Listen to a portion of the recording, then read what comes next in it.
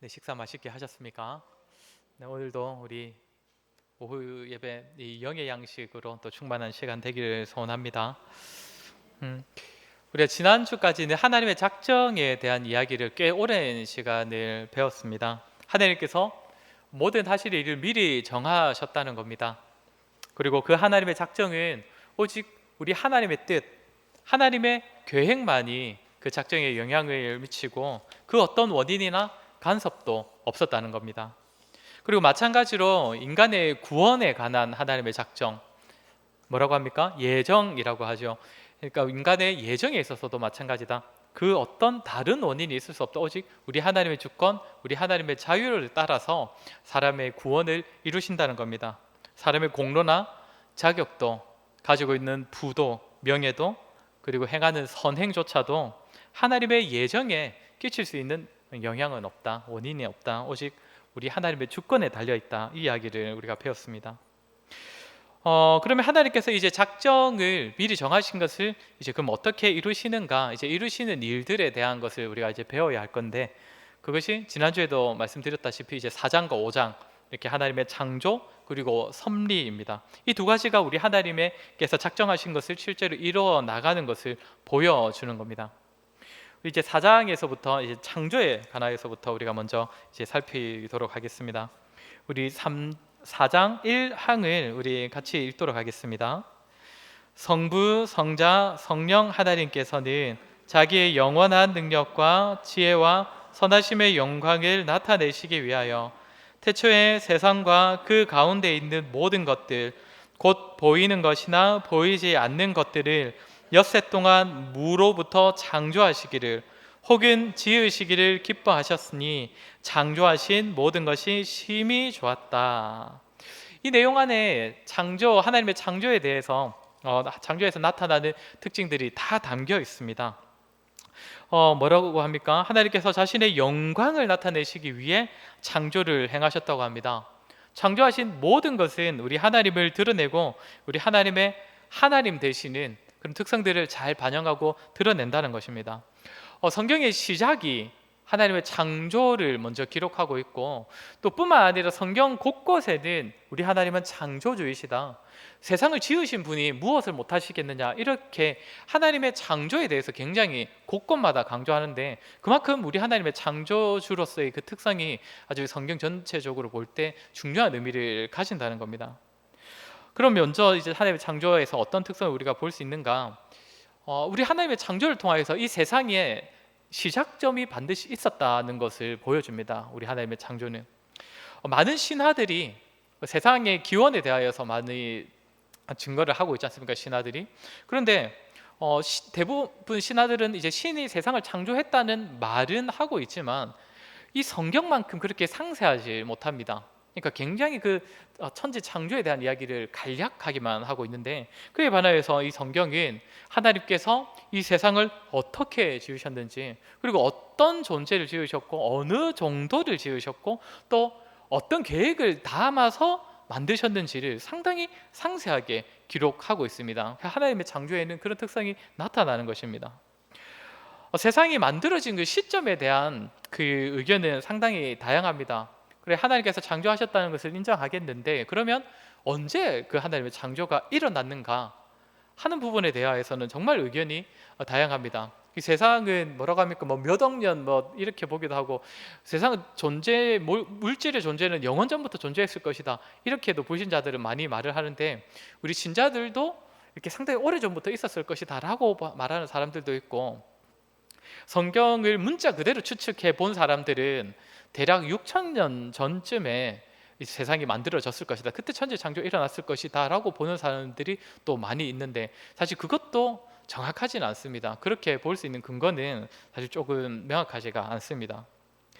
왜냐하면 이제 계속 좀 살피다 보면 이제 이해가 되실 건데, 우리 천지 창조에서 또 하나 나타나는 특징이 무엇입니까? 하나님께서 며칠 동안 창조하셨다고 합니까? 6일 동안. 여기 우리 교리 읽은 1항에서도 엿새 동안 만드셨다, 엿새 동안 무로부터 창조하시기를, 이렇게 얘기하고 있습니다. 하나님께서 지으신 그 기간이, 그러니까 창조 사역하신 기간이 6일이라는 건데, 사실 이것도 명확하지가 않습니다. 왜 명확하지가 않냐면 6일에 그러니까 6편 6일에 거쳐서 만드셨다는 이거 자체가 부정하는 것이 아니고 이거 자체를 부정하는 것이 아니라 이 6일을 오늘날 우리가 말하는 그 6일로 받아들일 수 있을 것인가, 이게 조금 다양한 의견을 가진다는 겁니다. 우리가 하루하루를 어떻게 하루가 지났다는 것을 봐갈 수 있습니까? 시계를 보면 알 수 있지만 이 24시간이 하루라는 것은 우리가 해를 기준으로 알지 않습니까? 해가 지고 해가 뜨고, 그래서 그걸 기준으로 이제 24시간이라는 하루의 시간을 정하는데, 해는 언제 만들어집니까?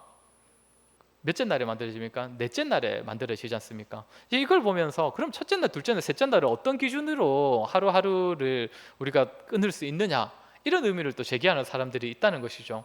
그래서 하나님께서 6번에 거쳐서 천지 창조의 사역을 이루신 것은 맞겠지만 그 하루하루가 오늘날의 하루하루의 개념과는 조금 다를 것이다, 이렇게 보는 사람들이 상당히 많이 있습니다. 뭐 그것도 상당히 일리가 있는 의견입니다.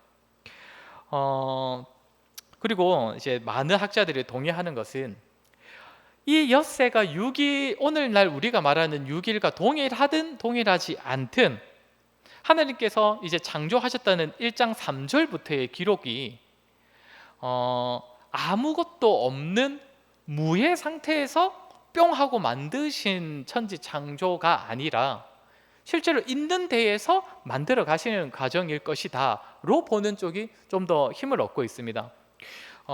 우리 오늘 한번 그 교리 읽은 셋째 줄을 보시면 이렇게 표현하지 않습니까? 엿새 동안 무로부터 창조하시기를 혹은 지으시기를 기뻐하셨으니, 여기서 창조하셨다는 이 말은 말 그대로 무로부터 새로운 것을 만들어내셨다라는 의미이고, 그리고 혹은 지으시기를 기뻐하셨다, 지으셨다는 말을 우리는 이제 한글로는 만드셨다, 지었다 이거를 거의 뭐 비슷하게 사용하지만 여기서 이제 원어로는 지으셨다는 말은 무로부터의 창조가 아니라 있는 것을, 그러니까 흔히 우리가 제작이라는 말을 사용하지 않습니까? 있는 재료를 가지고 이제 제작하고 만든 그런 작업을 하셨다, 이 말입니다.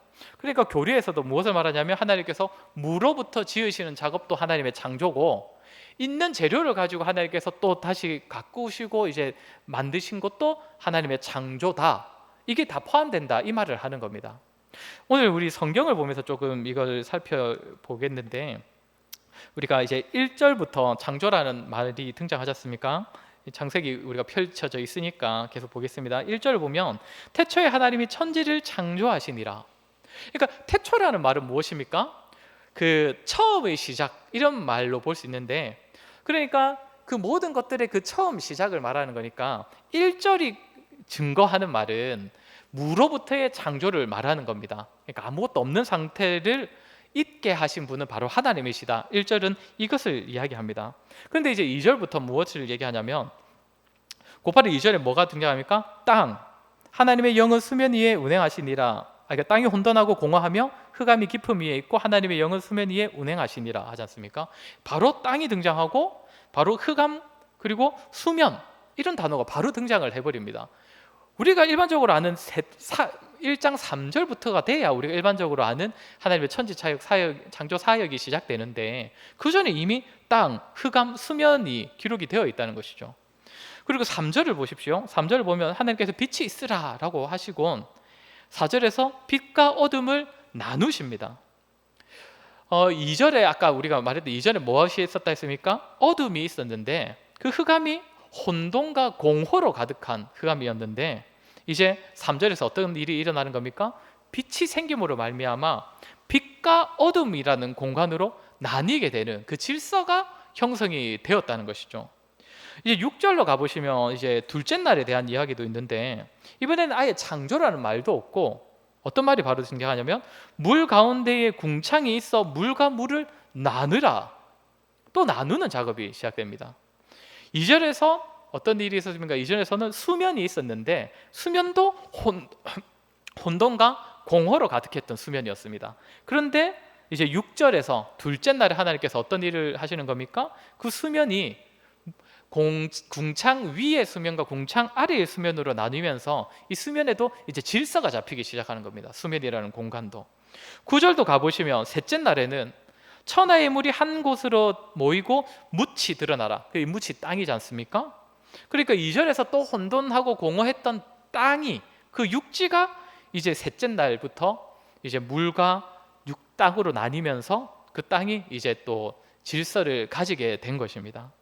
그리고 넷째 날부터는 본격적으로 없는 데에서부터 이제 생겨나는 무로부터의 창조 작업이 있는데, 넷째 날에 무엇이 있습니까? 넷째 날에 해와 달과 별, 그리고 다섯째 날은 이제 물고기와 새들, 그리고 여섯째 날에는 땅에 기는 짐승과 사람. 정리하자면 창세기 1장에 나타난 하나님의 창조는 무에서 유로 지으시는 창조와 또 이미 존재하던 그 재료들을 가지고 하나님께서 작업하시고 질서를 부여하시고 나누시는 이런 작업들, 이것까지 다 포함된다라고 볼 수 있다는 겁니다. 그래서 엿새 동안 만드신 하나님의 사역도 뭐 실제로 6일이 맞든 아니면 그 또 다른 개념의 6번이든 그것과 상관없이 하나님의 1장 3절부터의 천지 창조가 있기 전에 그 혼돈과 공허로 가득했던 수면, 땅, 그리고 어둠들, 그것은 언제부터 존재하고 있었는지가 이제 명확하지 않다는 겁니다. 이제 사람들이 추측할 수 있는 걸로는 그냥 6천년 전쯤인데, 그 전에도 이미 땅과 어둠과 수면들은 존재했을 것이다. 물론 혼돈과 공허한 상태였겠죠. 근데 그 상태로 얼마나 기간이 지났을까? 이건 사람들이 다 짐작할 수가 없다는 겁니다. 여러분 별로 관심 없는 걸 제가 너무 오래 길게 자세히 얘기를 한 것 같기도 하지만, 우리 하나님의 창조에 대해서 좀 더 상세하게 알고 싶어가지고 그렇게 말씀을 드린 겁니다. 그리고 이제 오늘 본문 또 보시면 하나님께서 어떻게 하셨다고 합니까? 보이는 것과 보이지 않는 모든 것을 만드셨다는 것을 우리 오늘 이 1항에서 또 알 수 있습니다. 보이지 않는 것을 만드셨다. 보이지 않는 것 어떤 것이 있겠습니까? 뭐 천사들도 마찬가지고, 또 우리가 보이지 않지만 우리가 꼭 있어야 우리가 살 수 있는 것들이 있지 않습니까? 대표적인 게 뭐 공기, 이런 것들 있지 않습니까? 그리고 우리의 하나님의 창조는 선했다. 보시기에 심히 좋았다는 것. 우리 마지막 문장에서 뭐라 합니까? 지으시기를 기뻐하셨으니 창조하신 모든 것이 심히 좋았다. 이렇게 하나님의 영광을 나타내고 하나님의 선하심을 드러내는, 그 하나님 되심을 드러내는 그 모든 만물들을 하나님 보시기에 선하였다, 좋았다는 겁니다. 이것이 하나님의 창조인데, 하나님께서 만물을 창조하신 하나님의 창조인데, 이렇게 하나님의 만물이 존재로서도, 존재하는 그 자체로서도 하나님의 영광을 나타내지만, 이에 더하여서 그 하나님의 영광을 드러낼 뿐만 아니라 하나님의 영광을 찬양하는 존재가 필요했으니, 그 존재가 바로 사람인 겁니다. 하나님께서 사람을 지으신 이유 무엇입니까? 하나님의 영광을 찬양하기 위함 아닙니까? 그래서 이제 창조라는 이 파트에 2항으로 인간 창조의 부분이 따로 빠져 있는 것입니다. 이제 2항을 우리가 한번 살펴볼 건데, 우리 첫 문장을 우리 한번 같이 읽어보도록 하겠습니다. 4장 2항의 첫 문장입니다. 시작. 하나님께서는 다른 피조물들을 창조하신 후에 사람을 남자와 여자로 창조하시고 그들에게 자신의 형상을 따라 이성적이고 불멸하는 영혼을 주셨고,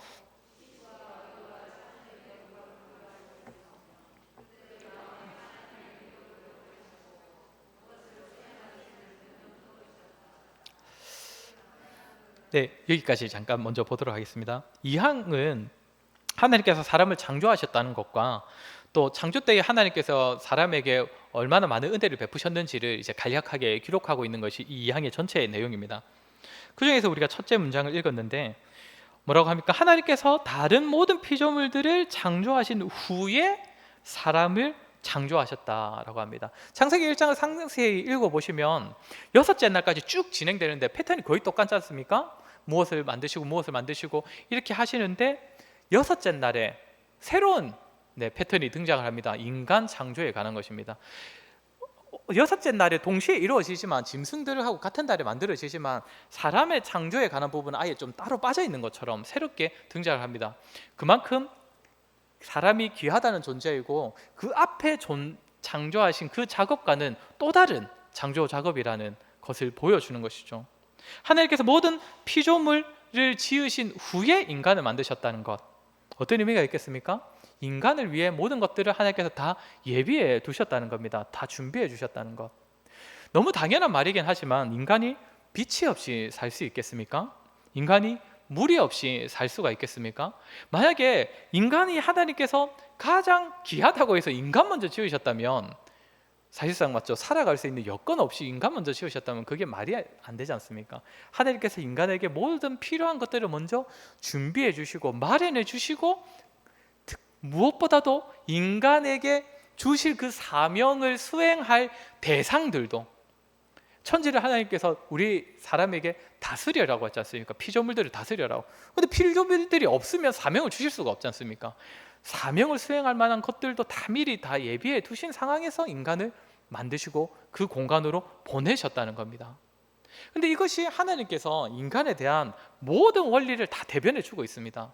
하나님께서 사람에게 모든 것들, 필요한 모든 것들을 다 준비해 주신다는 겁니다. 이건 천지 창조만이 아닙니다. 우리가 지금 살아가는 순간에도 이러한 하나님의 은혜는 우리가 느낄 수 있습니다. 하나님께서 우리를 어떤 공간에 보내시든지 어떤 상황에 있게 하시든지 이제부터 너는 내가 이미 많은 은혜를 베풀었으니까 너 그 상황을 잘 헤쳐나가 봐가 하나님의 원리가 아니고, 물론 그 상황에서 우리를 자라게 하시는 그 하나님의 목적을 가지고 계신데, 특별히 우리 하나님께서 모든 것을 다 예비해 두셨다는 것을 그것에서 우리가 발견하고 그것을 또 더 확신하는 그 믿음이 자라는 그 자리로 다 보내고 계신다는 겁니다. 우리 하나님께서 우리를 위해 다 준비하신다는 것, 예비하신다는 것, 그것이 천지 창조에서부터 우리가 그 사실을 확인할 수 있다는 겁니다. 또한 하나님께서 어떤 인간에게 어떤 은혜를 베푸십니까? 하나님께서 우리를 하나님의 형상을 따라 만드신 그 은혜를 베풀어 주십니다. 하나님을 잘 알 수 있는 존재로 만들어 주셨다는 겁니다. 어떤 점이 우리가 하나님의 형상을 닮아 있는 겁니까? 눈과 귀와 코가 있는 것이 닮은 것입니까? 그거 아니라는 거 다 아실 겁니다. 보이지 않는 부분이 우리가 하나님과 닮은 부분입니다. 특별히 그것은 성품이라고도 말을 하고, 오늘 여기 첫 문장이 아니라 이거 읽어보면 뭐라고 합니까?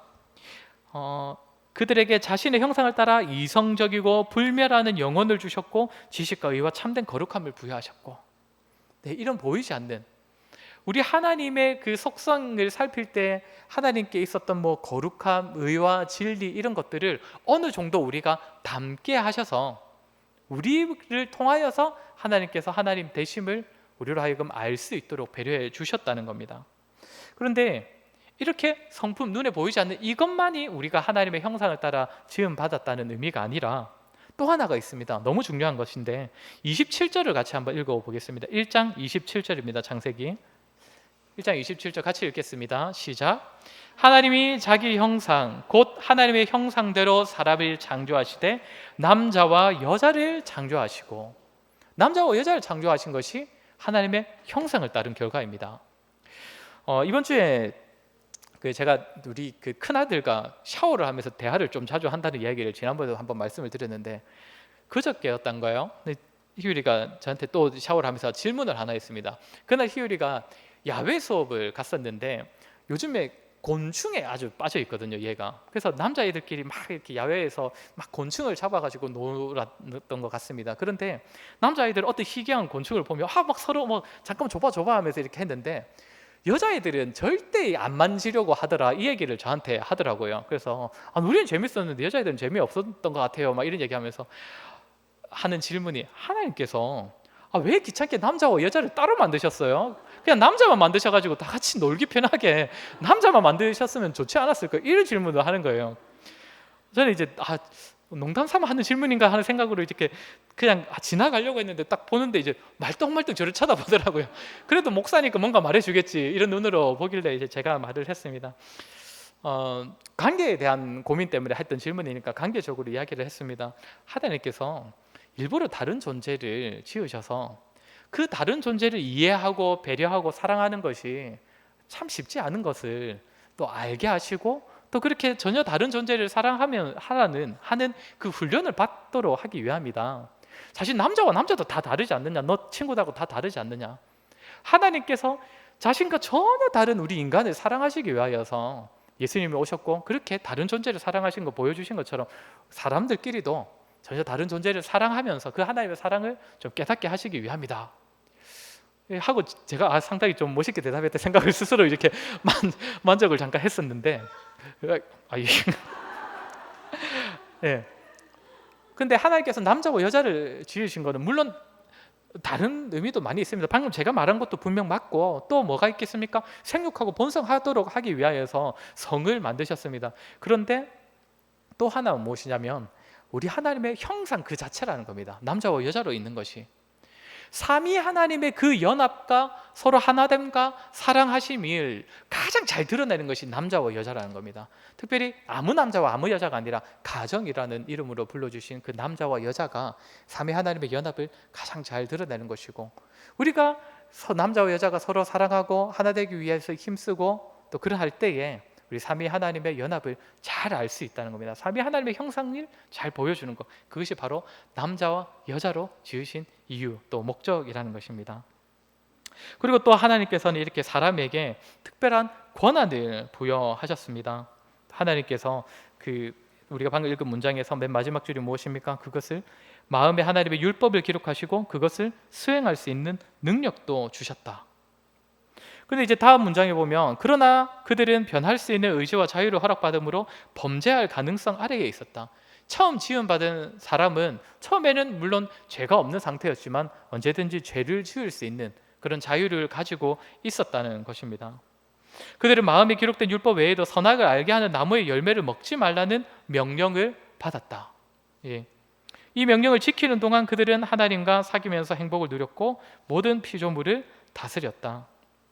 이게 이제 나중에 이제 다락의 부분에 가면 좀 더 상세하게 다룰 것이라서 간단하게만 살필 건데 여기 뭐라고 합니까? 이 명령을 지키는 동안 그들은 하나님과 사귀면서 행복을 누렸고 모든 피조물을 다스렸다. 하나님께서 인간에게 특별한 명령을 주신 것은 억압하시기 위함이 아니라 무엇입니까? 명령을 지킬 때에 누릴 수 있는 행복을 주시기 위해서이다 라는 겁니다. 오늘도 우리 마찬가지 아닙니까? 우리는 때때로 다른 헛된 것에서 우리의 행복을 찾아 방황하기도 하지만 인간의 본질적인 행복은 어디에 있다는 겁니까? 하나님의 말씀대로 살아갈 때에 하나님께서 우리에게 분부하신 그 분부대로 인간 본연의 모습대로 살아갈 때에 우리 인간은 가장 행복을 누릴 수 있다는 것입니다. 오늘 창조에 대해서 우리가 살폈는데 우리가 오늘 말씀을 통해서 알 수 있는 것은 무엇입니까? 하나님께서 우리에겐 모든 것들을 다 예비하시는 분이시다. 지금 살아가는 우리에게도 모든 것들을 다 예배하시는 분이시고 하나님께서 계속적으로 우리에게 말씀을 들려주시면서 그 말씀에 순종하기를 요구하시는 이유는 오늘 오전 예배 때도 계속 그런 얘기 들었지 않습니까? 그 이유는 결국 우리로 하여금 그것 안에서 행복을 누리도록 하시기 위함이라는 사실을 기억하셔서 살아가시면서 우리 하나님의 말씀을 순종하는 것 자체를 기뻐하실 수 있는 저와 여러분 되기를 간절히 소원합니다. 우리 함께 찬양하겠습니다.